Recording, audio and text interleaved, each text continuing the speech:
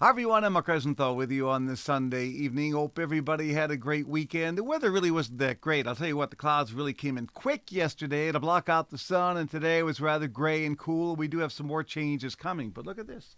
I totally cleaned out the weather office yesterday. Spent hours. Even the weather desk is clean.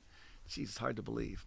Watched the Pats game today. They were looking good, but then it was very shaky late in the fourth quarter. A couple of mistakes, but they win.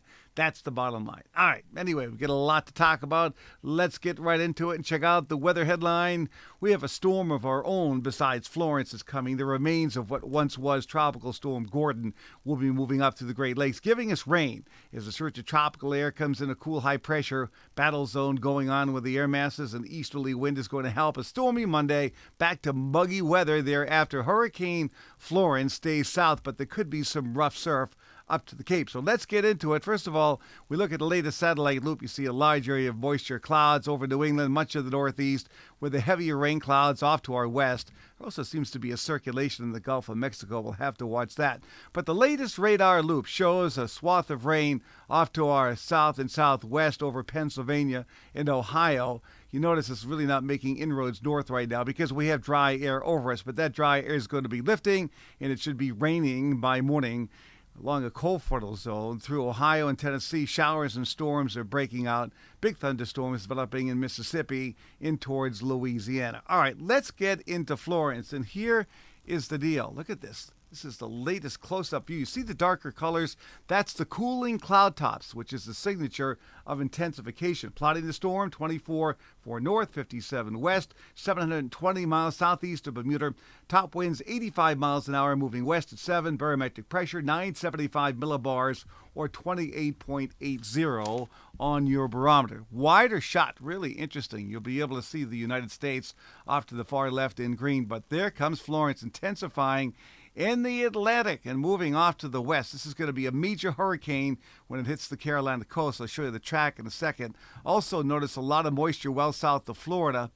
That's a storm that could become a tropical storm. We'll have to wait and see on that. Now, this is the most likely track. I know it's hard to see, but the last line in is about 8 a.m. Thursday, coming into southwestern portions of North Carolina as a Category 3 or 4 storm, with top winds 140 miles an hour. A tremendous amount of rain is going to be falling there. As a matter of fact, this is conservative, but in purple, 15 to 25 inches of rain. From West Virginia, good chunk of the Virginias into western North Carolina. I wouldn't be surprised if some spots get over 3 feet of rain.